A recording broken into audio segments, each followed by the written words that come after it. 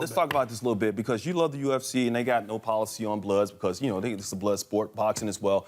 NBA, when somebody gets bloody, they have to go out of the game. I think the same thing for other sports, college football, but they don't have that rule in the NFL. No, and it's really pretty amazing because for all my 12 years that I attended competition committee meetings, and still now since I've been gone, I checked, nobody has talked about a blood rule in the NFL. Because it doesn't belong. Well, I think it does belong. How can it not? But college football has it. You have to leave the game for a play to get cleaned up off the field. And I think in days like today with infectious diseases, I think you have to be conscious of that. Physical, demanding You're going to tell me Everybody that bleeds on that field. Hockey's not physical? Not like this. Hockey's not physical. I'm saying you don't bleed like this. Turf, yeah. You're going to get cut every single time you hit the turf.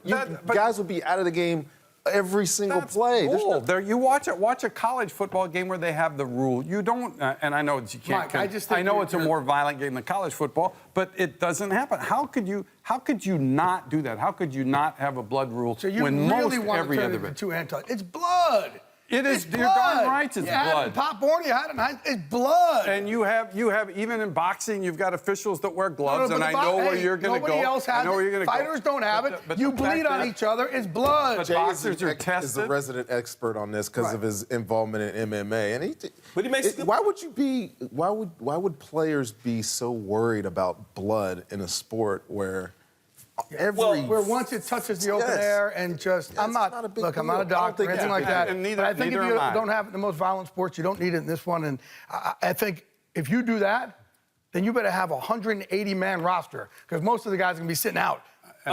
Maybe not for scrapes, but in situations like J.J. Watt where the blood is pouring out. I mean, and like you said, they have testing in MMA, they have testing in UFC and boxing that these guys have to go through. In the NFL, they don't have testing for the policy HIV. is so confidential. I'm not sure exactly what it's. I know that there are players in the past who've had something, and it's on them whether or not they divulge it and disclose it to other people. But there are doctors who do know.